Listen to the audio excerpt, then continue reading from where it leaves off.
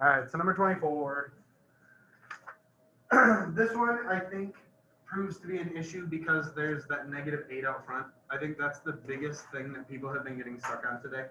Um, so what we've got now, a couple things, a couple notes I want to mention to you because I almost just did it right there on the board and I wasn't really paying attention. I almost just left this radical completely unclosed, whatever. So I almost made it look like this, and that's not okay because that means something totally different than what this does. So make sure that you have everything enclosed. Make sure that the numbers outside with the roots are attached where they're supposed to be. Make sure that everything looks the way that it's supposed to. Okay. Now, one thing I want to draw your attention to is that right there is just multiplication. There are tons of people that are adding them, subtracting them, multiplying them incorrectly, like just adding negatives or taking square roots or taking the cube root of -8. There's lots of things happening here. Make sure that you understand it's just multiplication. Remember, when we go through these steps of problems, the thing that I like to do when something is completely simplified is circle it. So since that thing is already completely simplified, I'm just going to circle it and leave it alone. I'm going to come back to it at the very end of the problem and understand that that's something that I have to come back for, but I know that I'm done with it because I've already circled it. So now the rest of it, I'm going to do the same exact way that I would have before. So the third root of 108. And then remember, these things break down by this number going on top of this number. So this is going to be u to the 8 over 3, and then v to the 4 over 3. Remember, the root, the number on the outside of the radical, goes on the bottom of the fraction.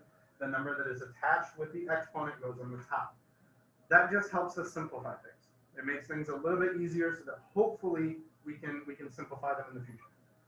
Here, I'm going to do the same thing that I do with the square roots, except this is going to be a third root. So I've got the third roots instead of square roots. What I do with square or third roots or fourth roots or fifth roots or sixth roots, whatever they are, somewhere on the side of my paper, I like to write down these numbers: 2 to the third, 3 to the third, 4 to the third, 5 to the third, because that'll help me figure out what numbers I can put inside the radicals. So that being said, this is just one quick thing that I can do to help me so that I don't make mistakes with trying to simplify radicals. So the 2 to the third is just 8, 3 to the third is 27, 4 to the third is 64, 5 to the third is 125. And hopefully, since I realized that 125 is bigger than 108, I won't need this one. I realized that 64 is more than half of 108, so I probably won't be able to use that one. But now what I'm going to do is I'm going to look at these numbers on the right side, and I'm going to divide 108 by these numbers to see if any of them go evenly. So as I look at this, I should hopefully be able to see that 8 can't go in there. Actually, I don't know if 8 goes in there. I don't think it does. So 8 does not go into 108, but 27 does. So I can break this down into 27 and 4. Same exact way that you do with square roots, except now they're just, instead of using perfect squares, now you're using perfect cubes that are over on the far right. So now I can simplify the third root of 27 is just 3. The third root of 4 can't be simplified, so that's all done. So I've got my numbers all simplified. The only thing that's left are the variables. So now that I've got the variables, all I need to do is pull out as many whole numbers as I can and show whatever is left over. So how many groups of 3 can I pull out of 8? 2. So I can do u squared. And then what's left after I pull 2 groups of 3 out of 8? 2/3. So that's what's left. This is a whole number right here. This one cannot be rewritten as a whole number, so I'm going to put it back into radical form. And now I'm done with this one. And then I'm going to do the same exact thing with v to the 4/3. How many groups of 3 can I pull out of 4? 1. So that's just going to be v. And then I'm going to be left with v to the 1/3. So that's going to be the third root of v. So now that makes these done. And the last thing I have to do is just put all of those things together so that they're in one complete expression at the very end. And I'm all done. So I'm just going to rewrite all of these to make sure that we have them all. So I'm going to have -8 from the very beginning. I have 3, I have u squared, I have v, and then I have the third root of everything else that's inside the radical. So 4 u squared v. I like to count to make sure I have everything, to make sure I'm not missing it, because there are lots of people in the quizzes that were missing the number out front. So just make sure you count your number of circles and you count the number of things that you have. I have 1, 2, 3, 4, 5, 6, 7 circles, so I should have 7 things here. 1, 2, 3, 4, 5, 6, 7, so I've got them all. Now I just combine them and I'm all done. So negative 8 times 3 is negative 24. U squared v times the third root of 4u squared v. Make sure that with your numbers on the outside of the radical, make sure you're kind of careful with those so that you know for sure the number is attached to the radical. It's not attached to the exponent on the variable. So don't write it like this, where you have negative 24 u squared v times the third root of u squared v. Don't write it like this because I have no idea if you're trying to attach that 3 to the v or the 3 to the root. In this case, it looks a lot more like it's attached to the v than it does to the root. So this one is a better answer because I can actually tell the difference. I don't want to see that one. So just be really careful with the way that you write things. I'll be able to tell with your work whether or not you're actually writing it the right way, but just take any guesswork out of it and make sure that you're being careful with it. Any other questions you guys want to see? Yeah. I don't really, so when there's like a negative in it, Yep. like 10 or 11 or something like that. Sure. So I like pulled like I out of it, but then I checked the answer key and the answer key just made it negative and stuff like So that. a couple things to think about with negatives, and this is a really good question because negatives can be really tricky. We think of I when we think of a negative in a radical because 90% of the time when we talk about a radical, we're talking about a square root. This one is not a square root. Remember that radicals mean how many times you multiply something by itself in order to get something. So when it's a third root, it means I have 3 numbers being multiplied, so it's possible to get a negative with a third root. You could do negative 1 times negative 1 times negative 1, which gives you negative 1 for that answer. So in this case, I would be able to take a third root of a negative number because roots mean, just repeated multiplication. So if I'm repeating multiplication 3 times negative times negative will give me a negative 1. Okay, so all of the odds would be negative, and then you can pull i's out of all of it. Correct. Even. I'm not going to give you any with evens with negatives because that would be a no solution or an I problem, and we're not working with those. So anyone with odds that have a negative, just put a negative with the good whole number. So there's really 2 ways that you could do this. One, you could break this out and make it look like this, where you take the third root of negative 1 and the third root of 250, and then this is just negative 1, and then you would circle that and move on to the negative 250, just like you normally would. So now you could break it into the third root of 125 and the third root of 2. So that would be 5 times the third root of 2, and then you have a negative, so it would be negative 5. So that's one way you could do it, if that's the way that you want to look at it.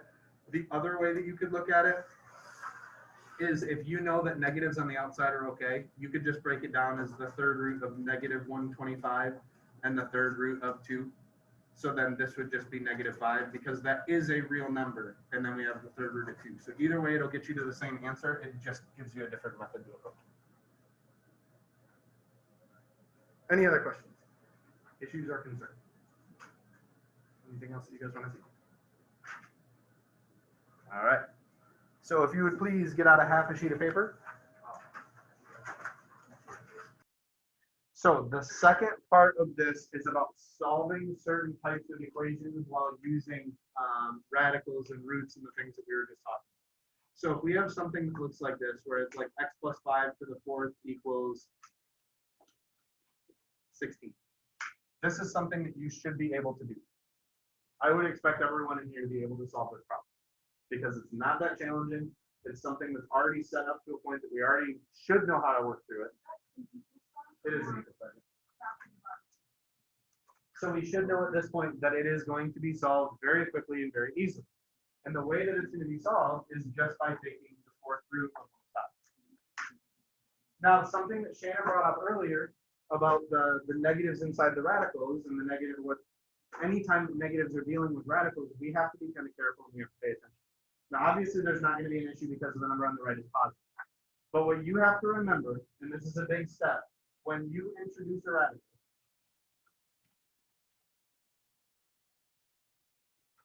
whether that is a square root, a 4th root, a 6th root, an 8th root, a 10th root, a 12th root, if that is an even number, you have to remember to put a plus or minus. Because what a 4th root means is it means I'm taking 4 times a number 4 times, multiplying it by itself that many times, and it is going to end up as 16. So there are two numbers that can multiply by itself 4 times to get 16. There's 2, 2, 2, and 2. And there's -2, -2, -2, and negative, right? If I take -2 to the 4th power, I will get 16. If I take 2 to the 4th power, I will get 16. Anytime you introduce a radical, whether that is a 2, a 4, a 6, an 8, or a 10 attached to that radical, you have to put plus or minus. So this is going to end up being x plus 5 equals plus or minus, and the 4th root of 16 is 2. So my answer will look something like this, right? So now I'll subtract 5 from both sides, so I'll get x equals -5 plus or minus 2, which is going to be x equals -3 and x equals -7. So there's two answers that will actually get me to the correct answer. You just have to remember when you are introducing a radical that you have to have a plus or minus. Okay? That's really the only new thing from algebra 2 that you need to pay attention to. Okay? The other thing to kind of think about is we could also give a question that looks like this.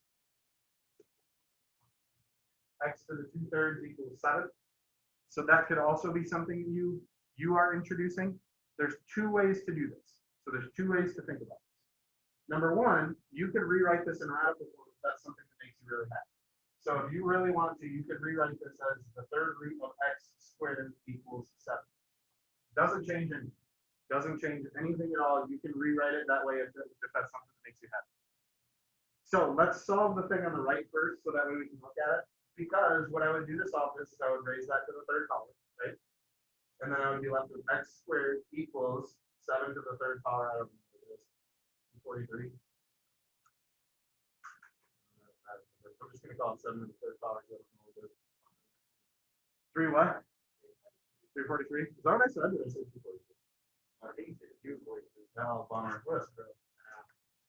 If only my mental math is better. Maybe. Probably not. So I end up getting x squared equals 343. And now I take the square root of both sides. And if I take the square root of both sides, remember you have to have that plus or minus there. So it's going to be x equals plus or minus the square root of 343. Now I don't know if that thing can be simplified or not, but that's not really my big concern right now. You already know how to do it. My big concern is showing you that if you want to take the shortcut, which you can do, you can take the shortcut by raising this thing to the reciprocal power. Because remember, when you raise a power to a power, you multiply, right?